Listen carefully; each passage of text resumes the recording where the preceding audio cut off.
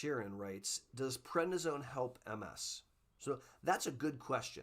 So when you're treating MS, there's 3 avenues of treatment. So 3 separate things that we do all at the same time. One avenue of treatment is treating symptoms that suck. So for example, if you have spasticity and you take a spasticity pill so you don't spasm, that's good stuff. That's treating a symptom. Or if you have bladder urgency and you take a pill for your bladder so that you don't have near accidents, that's really good. That's treating symptoms. That's one of 3 ways that we treat MS. The second way that we treat MS is with disease-modifying therapies, or DMTs. These are medicines like we've been talking about today, like the question that we just had about Zeposia, or the question earlier today about Ocrevus.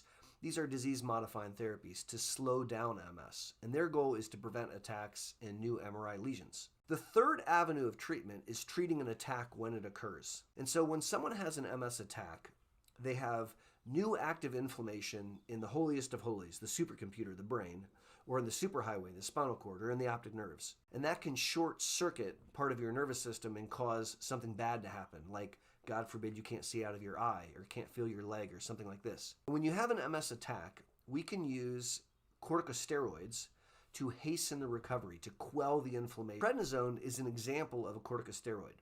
Now, when someone has an MS attack, I use high-dose corticosteroids, either IV, which is called Solumedrol, or high-dose oral. And when I say high dose, I mean a really, really high dose, over 1,000 milligrams a day for several days in a row. So can prednisone help MS? Yes, because it can treat relapses. It can hasten recovery from relapses. I do not recommend taking low-dose prednisone on a daily basis to treat MS. This is something which is done in other autoimmune conditions, like it's sometimes done in lupus and rheumatoid arthritis and things like that, but that doesn't work to treat MS. And it has some long-term side effects like damaging your bones and your endocrine system and stuff. So I try not to do that.